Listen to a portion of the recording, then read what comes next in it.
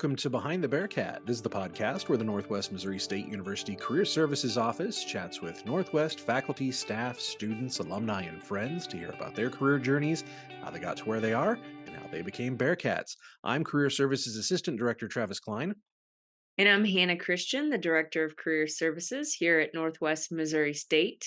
And today's guest on our show, with a big drum roll, is Zim. I like to go by Zim. My full name is Alexander Zimmerman. The Zim comes from my last name. It's something I've been called for a long time. So before I was a Bearcat, I was a musician for a long time and kind of had a stage name where I called myself The Zim, but then I've just kind of shortened it to Zim for, whatever. I don't know. I could go on and on about my little nickname, my name, but that's what I like to go by. So you can call me Zim. I know it might feel funny sometimes, but once you get used to it, it's fine. And then luckily, I don't know if it'll show up on the screen, but a lot of people hear it as Zin with an N, but it's with an M. So, but yeah, I'm teaching this year. I'm teaching graphic design. I'm in the art program over here at Northwest Missouri State and kicking it, having a good time. welcome. Yeah, welcome. Glad to have you here. Love to have the art people here.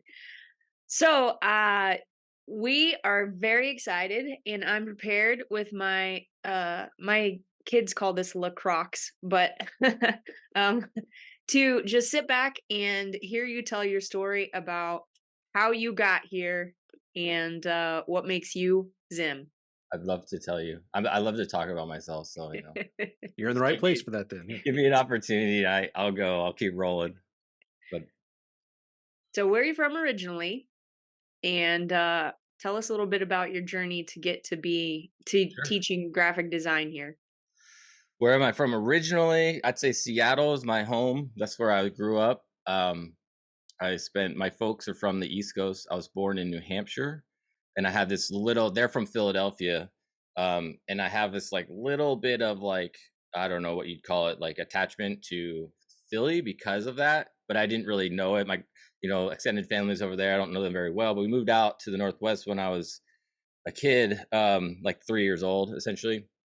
And lived in the Northwest my whole life. Did knew I was an artistic kind of person, from the beginning. That was my strength of just my kind of, it was kind of a trifecta of ideas.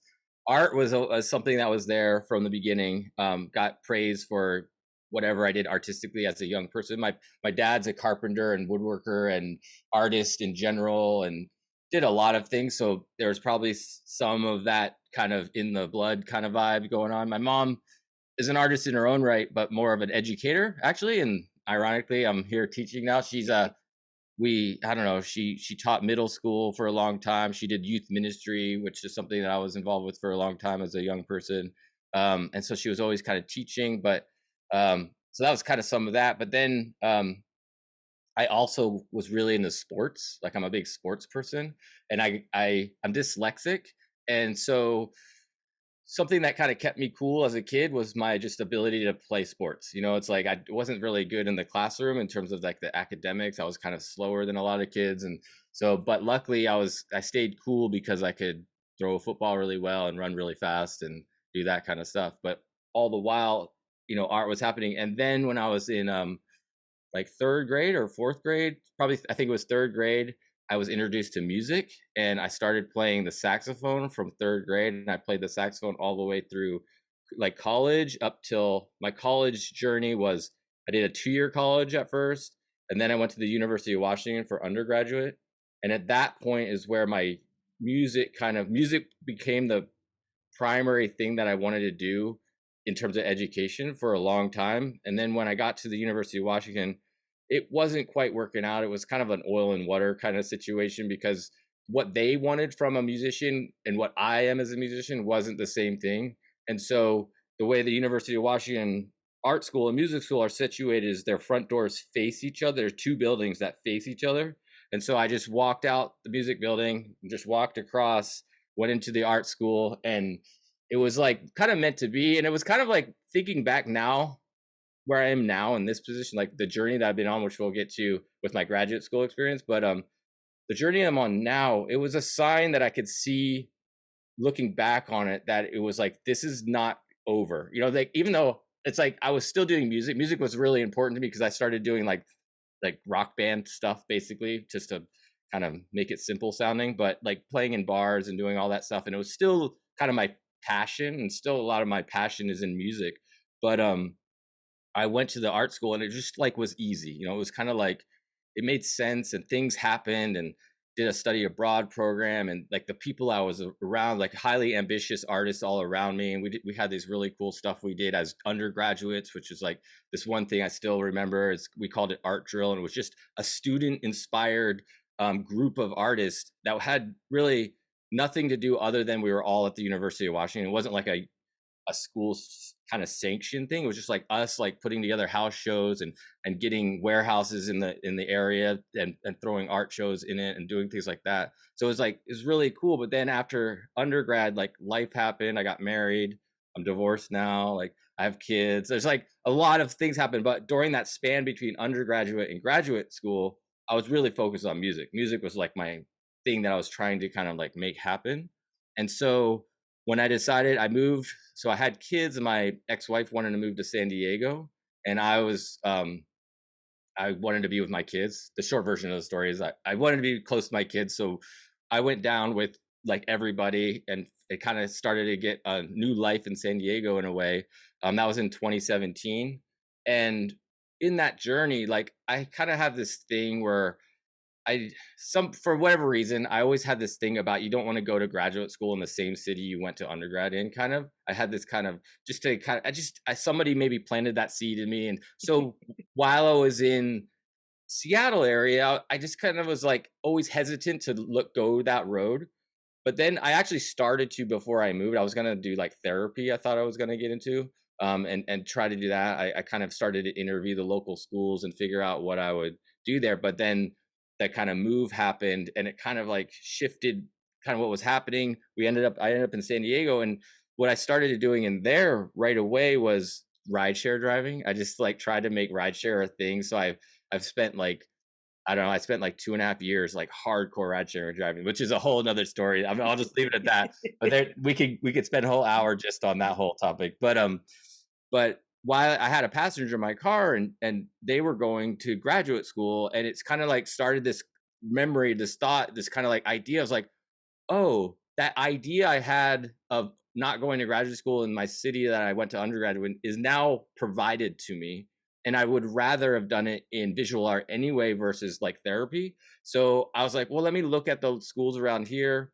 And so I ended up going to San Diego State University, got accepted, spent my graduate school journey there. And it was amazing. It was like the best decision. It was like, again, going back to what I said earlier about understanding this art path was like the ease of it in a way was like telling me something that I couldn't recognize that before. But once I got into graduate school, it was like, okay, this is where I should be. It really felt like like the struggle when I would do music, it was like everything was a struggle, like everything. Like there would be little things that I kind of blew up into like, oh, maybe this, it's a good thing, but it was not enough. It wasn't really enough. But when I started this art journey again, it was like much clearer to me. Like the universe was like, this is what you should be doing, and we're going to help you. If you can just recognize that we're helping you, or like, then you'll notice it. And it was like, even from the smallest things to, I'd be stressed out and I really needed a day off. Like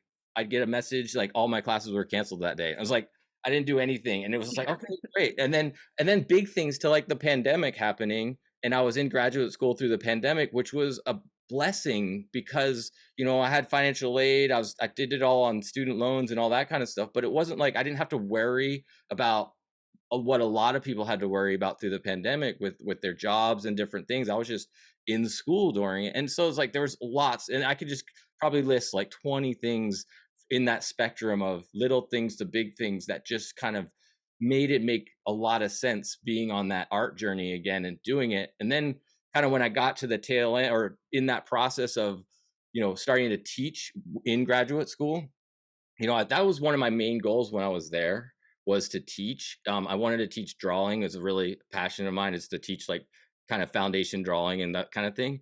And kind of when I was there, there was a little bit of rockiness that I kind of was like, I don't know if I want to do that anymore. But it just kind of like, again, like the universe kind of helped it happen, and it just kind of provided itself to me to that I did ended up teaching. So I taught 2 classes as a graduate student, and I really kind of I liked it. That experience was good. And then in that whole process, like the university like basically hired me before I graduated. They were like, "You're getting teach here next year. You know, don't go anywhere. Kind of, you're teaching here." So I was like, "Okay, great." And so like it really like helped establish that kind of the teaching rhythm in a way, and the experience and kind of learning how to do it. And it was like amazing because of what I found out for myself is I really enjoy being in the classroom with the students. Is like I really, I'm a high introvert. There's no question about it. If you know me really well, you know that I prefer just to be kind of in my own little shell. It's fine.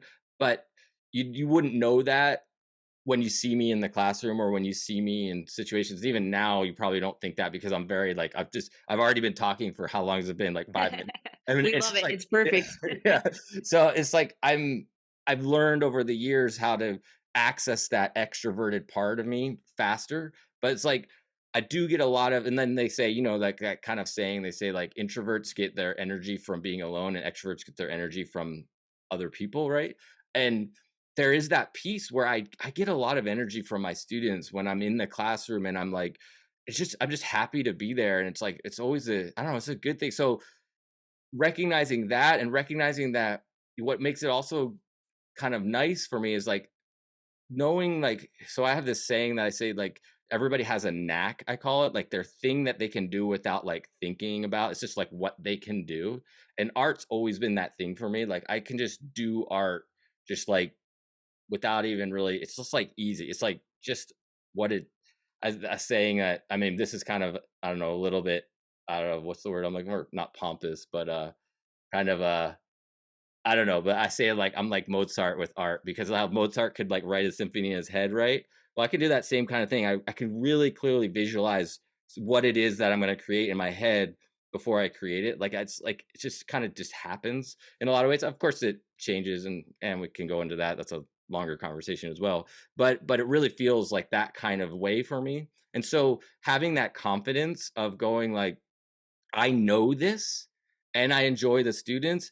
And it's like, it's not like I'm trying to fake anything. It's just like, I just know this idea. And even if I'm like, maybe there's certain areas where I'm not as knowledgeable because I haven't done it, it takes me like really short amount of time to get caught up, because it's like, I just understand the kind of basic principles. At least that's the way I feel about it. I mean, maybe somebody else has a different thought if they saw me, but that's the way I feel about it. And so it makes it, it's nice to have confidence. It's nice to have no, it's not necessarily going to be always a struggle, right? It's like, I mean, for me in my life, a lot of life has been a struggle. So it's nice to have something that's like, this isn't that tough. It's like, I can do this and I feel confident about it. And I like the students, interacting with students, because I mean, again, this could be, you might not have to ask me another question this entire time.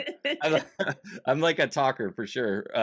But I just definitely really, what gets me excited about teaching is like, I'm a culture person. I really like to understand why people, or like why things happen the way they are, the way they happen. And then that's, to me, that's like investigating the culture. Like, what are the key elements that have put together this environment, from the leadership to the environment to the demographics to like whatever's going on, to some narrative that may have happened, like whatever. There's a lot of ways that puts together a reason why things happen the way they happen. And the same thing happens for just individuals, right? And I really like to get to know my students on that level of like understanding them in that way, where it's like I really take a active effort to genuinely get to know each student and discover who they are. And then if there's anything that I can do from my life experience to give them knowledge that has maybe nothing to do with whatever class I'm teaching, but if something that I've done in my life can help them through their life,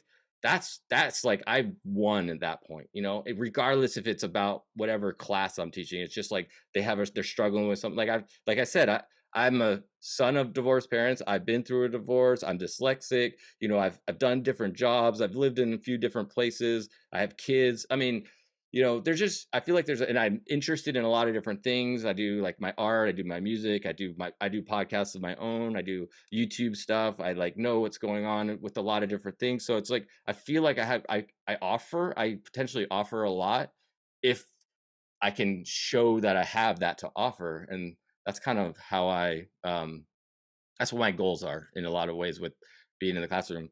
Um, and then how did I guess the last little piece of this is how I got here. Mhm. Basically, I'm trying to discover who I am as a artist and like educator and I did the thing. I wanted to get out of San Diego. I was kind of the time was over for me there. I feel like I needed a change. So I just did the thing and started applying everywhere I could. And this is the place that called me back and said, "Hey, we need somebody to teach." So I'm like, "All right, let's check it out. Let's go." So I love your approach to teaching as, you said you initially started looking around in terms of like therapy.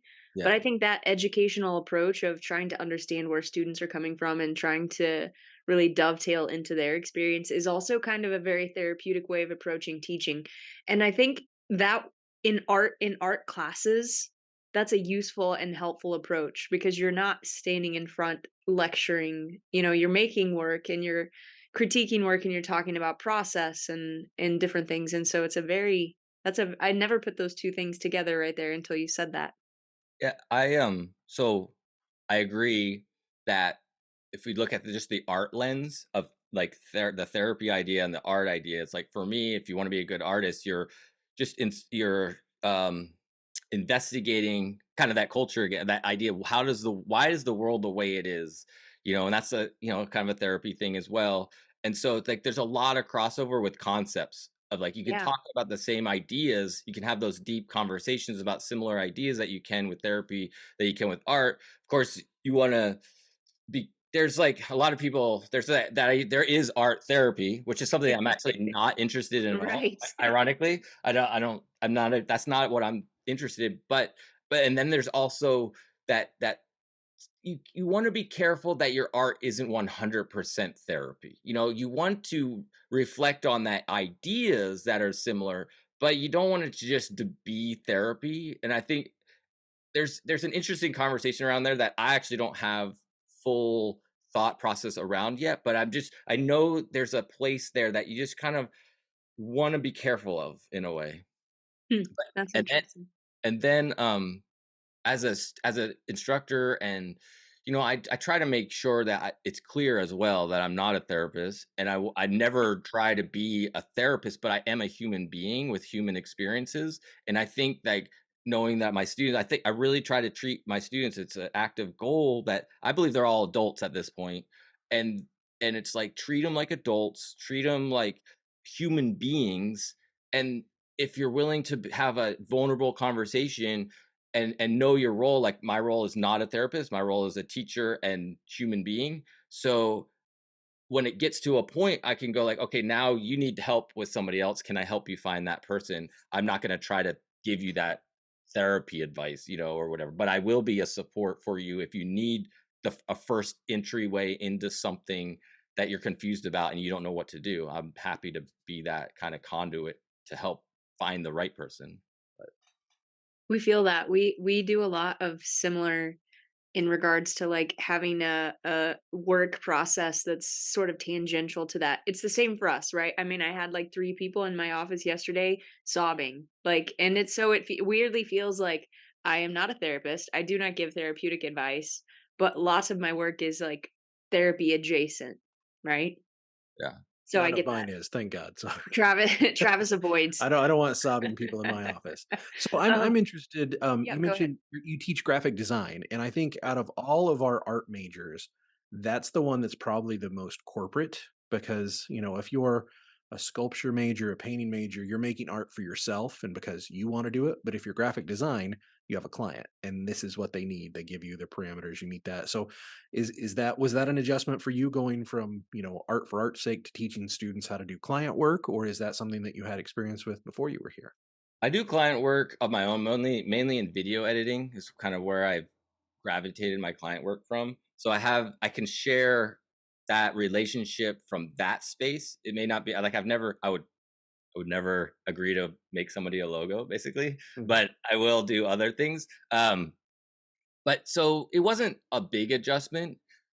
Also, going back to what I said earlier, like I pick up on stuff really quick. Like my what I told my students, I'm really transparent with my students about where I am and my journey that I've been on. And one of the things I just said like last week was, keep your radar open. When you're in a situation, maybe you're not having a direct conversation with somebody that's has the experience and skills that you're looking to gain. Just turn on your radar, turn your ears on, and listen to what they are saying to maybe somebody else that's just right next to you. So you can pick up and go, oh, I didn't think of that. And so that's the way I've always kind of been. And I've just had my radar on when I was in graduate school. That's I was in the graphic design area.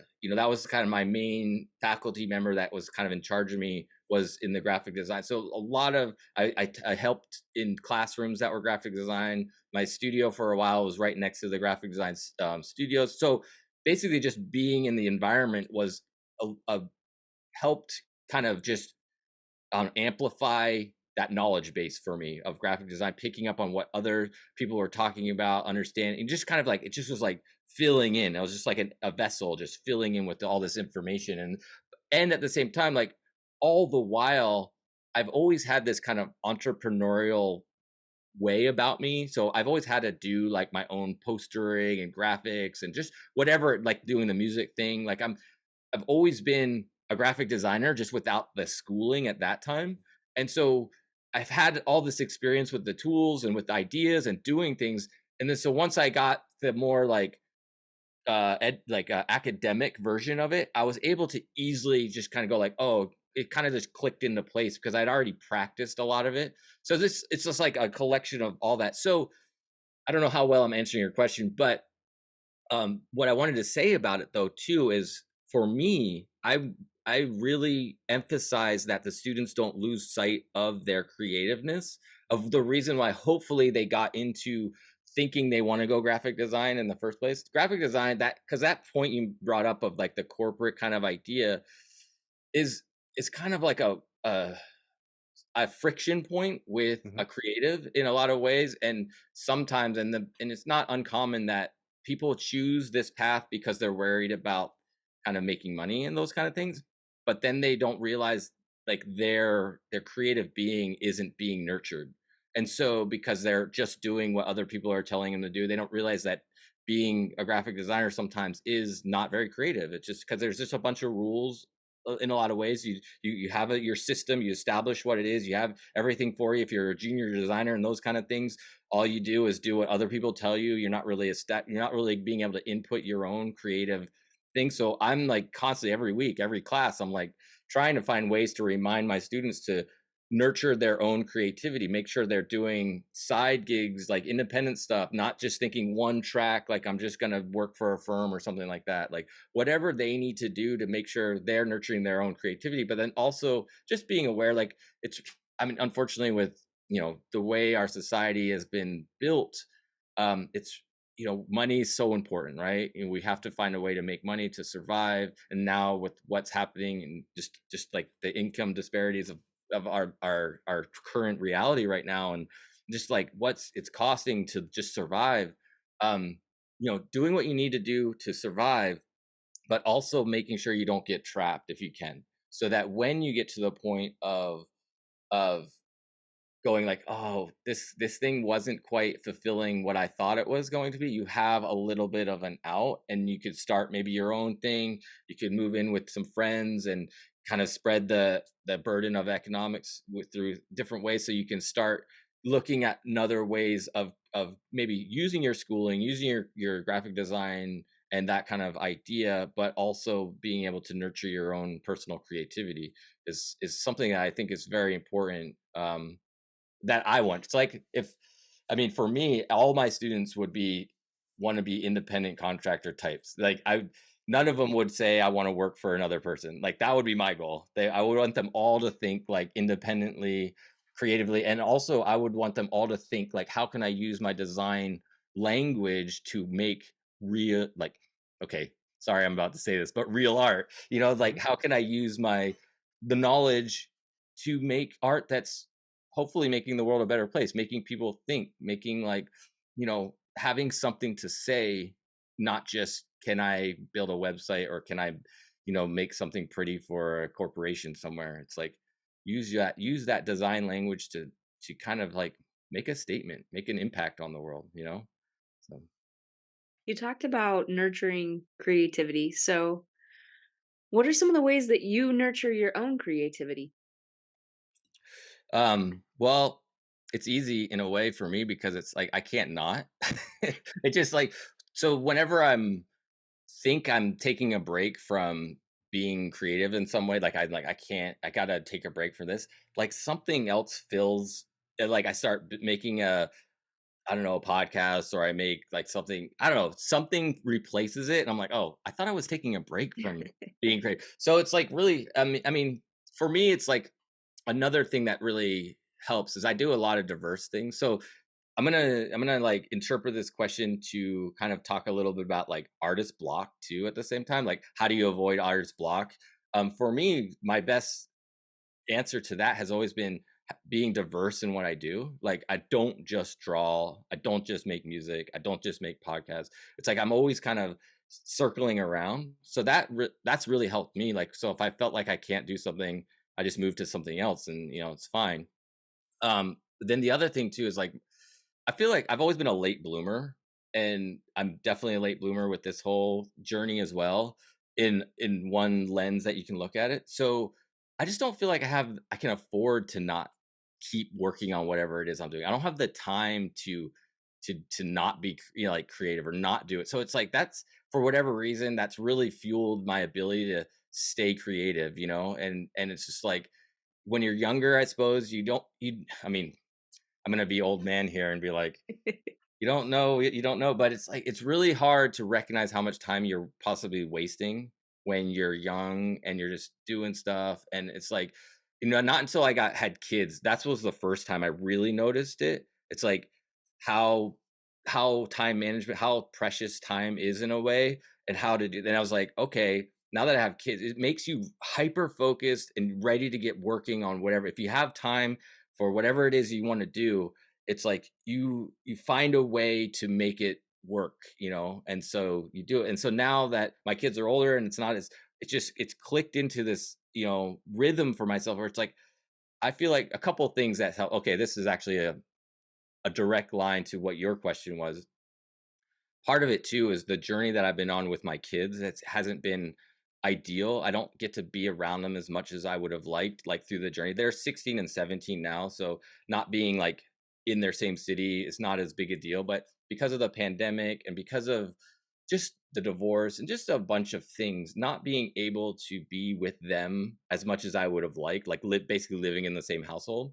Um, I feel like if I'm not doing for me and if I'm not like making sure that I am not wasting time, it's like I'm not honoring not being able to be with them. It's like I need to like honor that kind of idea in a way. So I'm making the most of the time that I don't get to spend with them. So that's really helped fuel me. It's like I want to be, I want them to be proud of me. I want them to be like, look at what I've hopefully accomplished or whatever in a way, or and just know that I'm working hard. I want this to be a good role model for them even though I'm not like in the same house as them. So that plays a big part in it. It's like I think about that a lot. It's like, okay, let's not waste this time because it means, if I not get to be with them, then don't waste it. So that's a big thing for me as well. But yeah, that's kind of the soup of staying creative for me. What kind of projects are you working on currently? Currently, well, the main project, well, there's a couple. Um, I'm actually working on so here, I have to step back just a slight bit to answer that question. I consider everything I do part of my artistic process. So it's not like a lot of artists go like I'm going to make a paint or make an artifact in a sense or make something and then once that's done that's the art. It's like for me it's like this conversation right here is part of my art. It's like just like in the classroom that's part of my art. It's like every moment. And this, I mean, again, this could sound to somebody like really like there's a word I'm looking for other than pompous, but it's like it could sound weird to somebody, but I honestly do. Like every moment I consider an opportunity of an artistic kind of impression of whatever, and like I try to live that kind of life. And so with things like maybe somebody wouldn't see as art, I see as art. Like I'm working on a podcast right now of my own. I call the Art Professors Podcast, where every once a week I just kind of document my kind of experience and of what I'm doing now and what I've done in the past, and hopefully it'll continue to whatever happens in the future, and it'll grow into something like that. I'm currently, so those of you that are watching video, I don't know how much of my video you're going to be able to see, but there's a room in the back there that's wood. This is a 1 bedroom apartment that I'm in. I'm converting my one room into an art space. I put plastic on the floor. I'm covering the walls so I don't mess it up. Because the place I lived in San Diego, I totally destroyed it. It was like, maybe I'll give you a picture of that to There's a show. whole there's a whole that thought there's a whole podcast series in terms of, like, spaces where artists live, because this is one of my number 1 personal, like, people come to my house and are like, "Oh my god." It's just the art, like, in the house are, like, a Yeah. weird but art spaces. Anyway, keep going. I love that concept. Like one of my favorite things is artist studios and the space, and it goes back to what I talked about earlier, like culture build. It's like part of their personal culture is their space they live in, and seeing that sometimes like when you take the art out of the studio and put it in a gallery, it's missing something. You know, sometimes when it's in in the actual space it was made, it makes more sense, and sometimes and things like that. Which I think for me can add to the over, like one of my, I'm just a tangent I'm gonna go on, my graduate school, one of my I think my biggest regret from graduate school was my senior thesis, or whatever it's called, not senior thesis, but like my my thesis show. um and what I did was tried to white box it too much. And what I should have done was set up the gallery like my studio, where because I'm really prolific. Like when I get rolling, I make lots of work. And I should have just had like everything just kind of like spilled out, covering up, and had it kind of presented the way it's presented in my studio space. So that's one thing I bummed about. But going back, so what am I working on right now? So I'm getting my room prepped. I'm going to start working on my drawings. In the background, you see that's Billie Eilish. I do like a spectrum of highly politically inspired work, and I do kind of fun work, you know, like pop culture, not too heavy pop culture. There's usually a reason. Like this Billie Eilish one, there's a third, it's a triptych, there's a third image you can't see. But like for me, I was just trying to talk about, so I had this kind of concept, like even though visual art is what I am good at, like that knack idea I was telling you before, music is still like I'm actually right at this very moment, I don't really know where visual art and music live in the spectrum of importance anymore. It's starting to really get cloudy. I don't know, because I haven't even touched like my guitar and musical instruments in months. So I have a saying, you can't define yourself as something unless you're actively doing that thing. So it's like I'm having like a existential crisis in a way with who I am as a person. But there is this concept as well that, you know, I've never looked, like some people can look at visual art and get like this emotional response from it.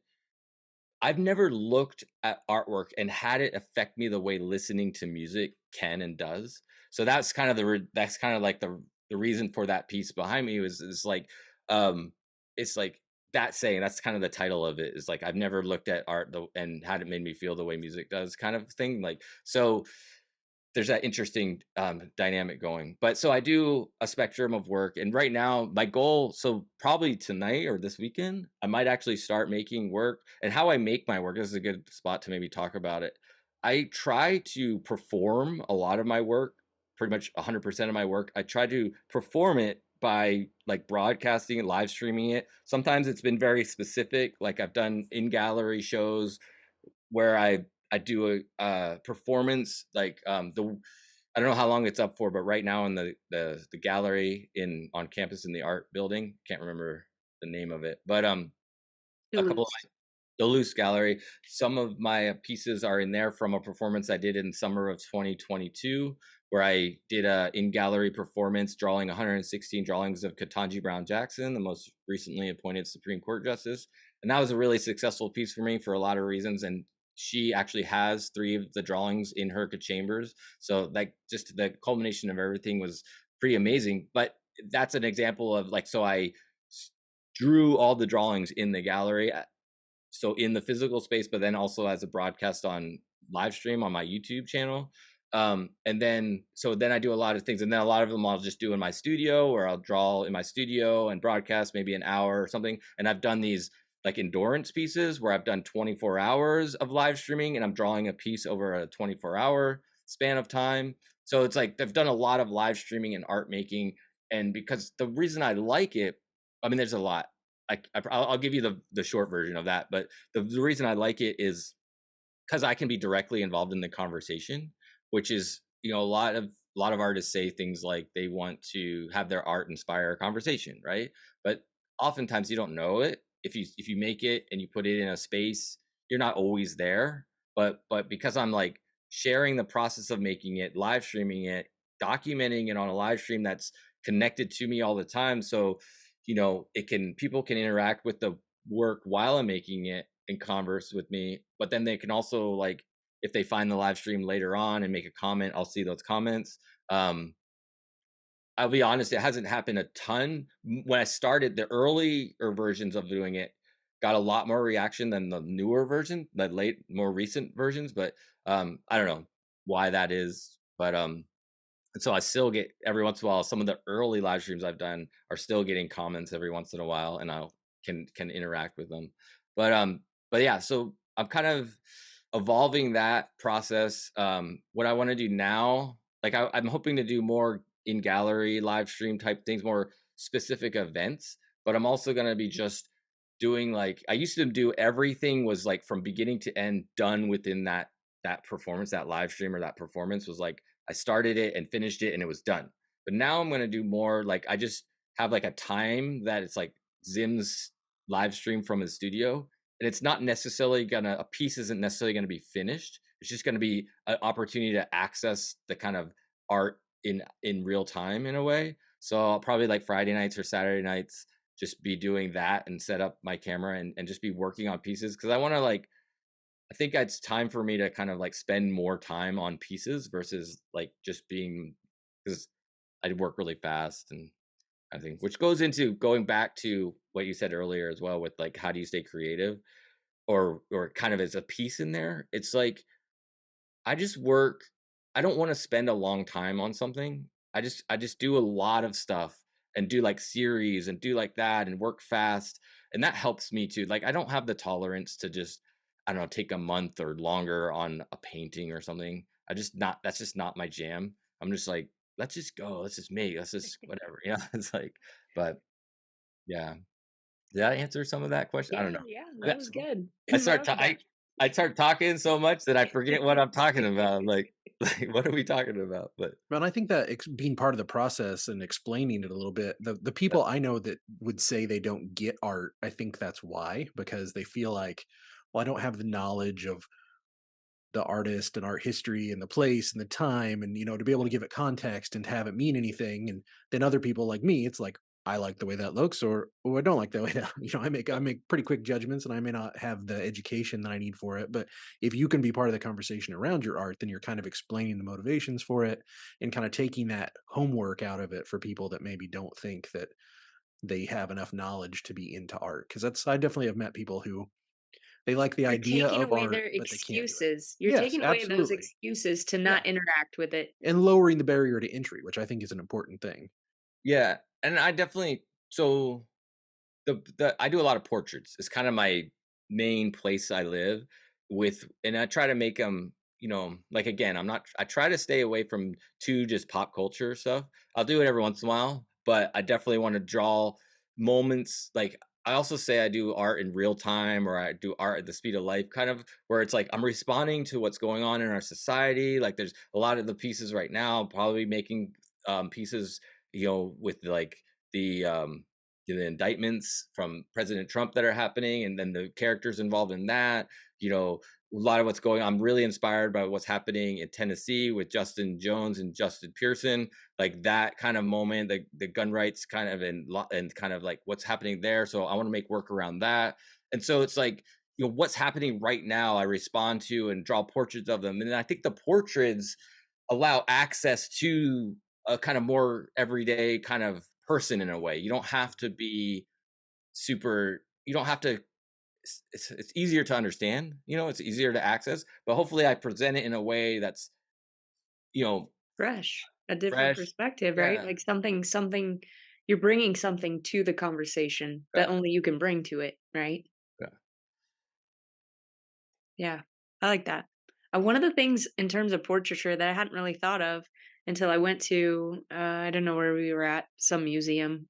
We went to a lot of museums this summer. She's been to some Um, amazing museums in the last few months, just for I have, clarification. yeah. She's been to Europe a few times, and We her went PhD to program, she's traveled extensively to look at art. So We went and we saw the portrait of one of the Charleses, and I can't even remember, I think Velázquez painted it or whatever. And, you don't really think about you learn about portraiture and you're like, "Ah, these are just old dead people and I don't know them." But when you actually get in the space with those portraits and you're looking at them, you're right. Those portraits are more timeless almost than anything because once the subjects are gone, or maybe there's not even a subject there, like those characters still exist in that piece and you still have such a dialogue with those characters. And so, I mean, the portraiture, there's a long history of it and people do it and everybody has their own style to it. But to me, that never gets old. It never gets old. well, Yeah. like Mona Lisa, people don't even know who that was, but it's still, if you ask 10 people on the street of any city, what's the most famous piece of art in the world? I bet a majority of them would probably say the Mona Lisa. Like that's right up there. So, it's powerful because Yeah. we recognize other people, right? It's part of being a primate. You recognize other primates. So, Well, part of what you said too, because of like those portraits and those just art in general that stood the test of time and going to see it. It's like I was fortunate and I never thought it would be something that I would have done like at my so when I was an undergrad, one of my undergrad professors, like my two-dimensional design professor, actually said like they had at the University of Washington, they had a study abroad program that was actually part of the art school. So he said, like, go check this out. Even if you don't think you're gonna do it, just go to the orientation and go see.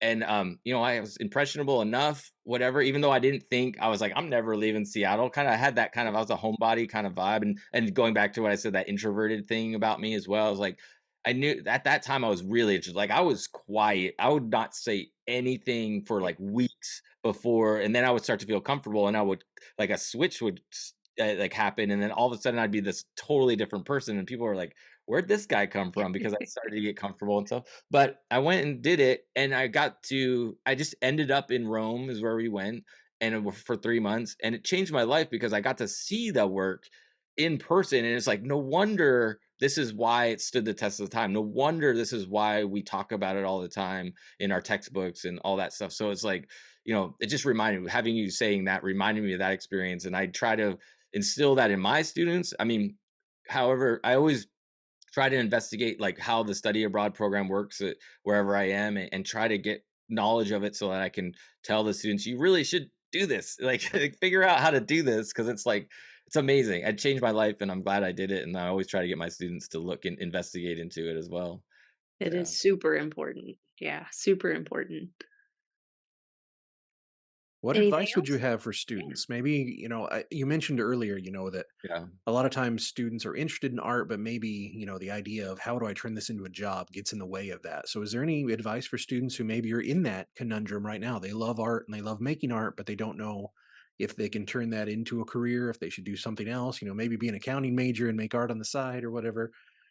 Well, the best number one advice is make sure you're happy. So, however that journey is, and the problem is we don't know it. Again, going back to that old man, like when you're my age, you're gonna, understand what's making you happy or not. But it's like it's true. It's like whatever journey you're on, and if you have that creative kind of thing, unfortunately in our society, it is harder to make a living if you want to be a creative. It's just period. But it's not impossible. You just have to be entrepreneurial a little bit. You have to be willing to find different ways to do it, a little more of a zigzag in the career path in a way. You have to make some sacrifices, living with more people, staying with your parents longer, whatever it might be that'll help you support that kind of idea. But I just, my advice is to not think of it as a career path, to think of it as what's going to make you happy. And because I have a firm belief, like, okay, this is, can we can get a little bit into my philosophy on just higher ed right now and the state of it. And I just really think it needs to be kind of blown up from what's happening, especially with the introduction of AI and different things. And I have a firm belief of higher education isn't about what you're learning. It's about the community that you're in. It's about you're putting yourself in an environment to grow as a person. It's not about how am I going to do on these tests and the knowledge and stuff. I mean, there's a lot of conversation around that, but especially if you're in the creative fields, it's really you're here in higher ed to grow as a person. And so that should be the goal, in my opinion. It shouldn't be what career am I going to get out of this. It's like how am I so with the arts is a one of the best places to grow as a person because with the arts, and this is unfortunate that arts is usually a place that gets like the push to the side a lot because it's not a test thing, it's not a standardized thing, it's like a life thing. And so it's teaching, the thing that the arts does for society is teaches people how to think. It really makes us in reflect on and introspect on what the world is all about because basically, I mean, artists throughout the generations are kind of this pseudo historians, right? We're documenting not only moments, but we're documenting emotions. We're documenting like everything. We're documenting life and putting it into a way that people uh, like more hope I don't know more plus potentially more people can access. You don't need to be able to read to look at a painting and understand the emotion of it and what's happening and if there's like something historical about it as well. Like there's so much opportunity. And this idea, I'm a believer that art, creativity, like in extension creativity or creativity and extension art is the variable, is like everything else has to start from a creative point. So that's why like the arts is so important to our society and higher education and those kind of things.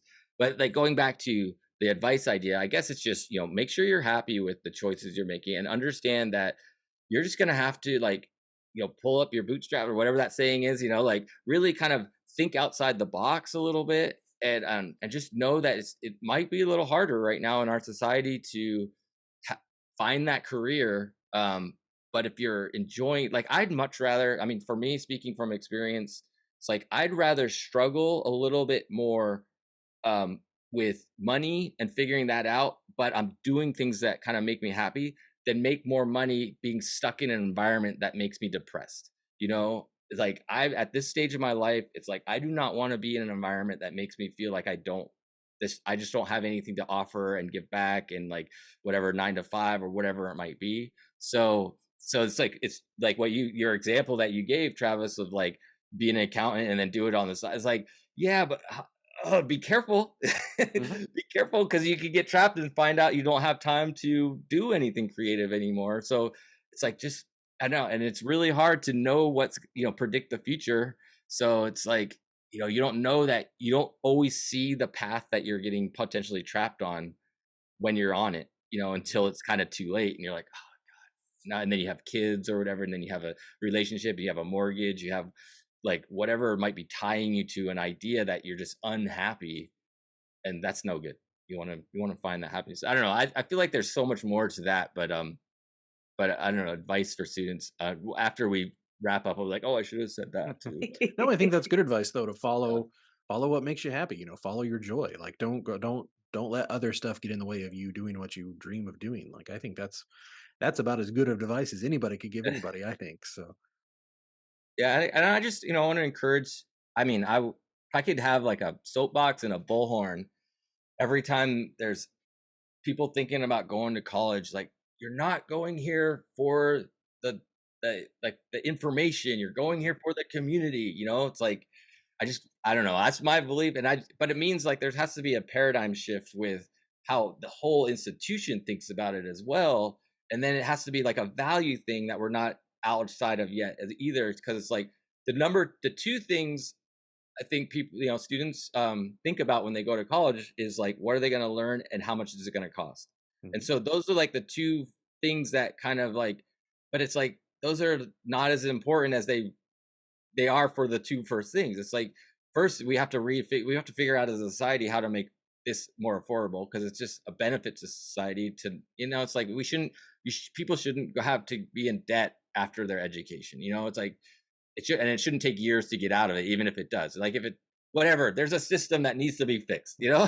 So it's like that shouldn't be a conversation. It's like, and when I went to graduate school, thankfully, in a way, and I mean, I've been in debt my whole life, so it hasn't been hard for me to like. I'm just like, okay, whatever. It's like it's kind of a thing. So it wasn't as scary for me to have to wear. I wasn't worried about that, but when I decided to go to graduate school, I made this conscious effort or just conscious kind of decision in my mind to I just realized my AC's on, so hopefully it's not picking up the audio too much.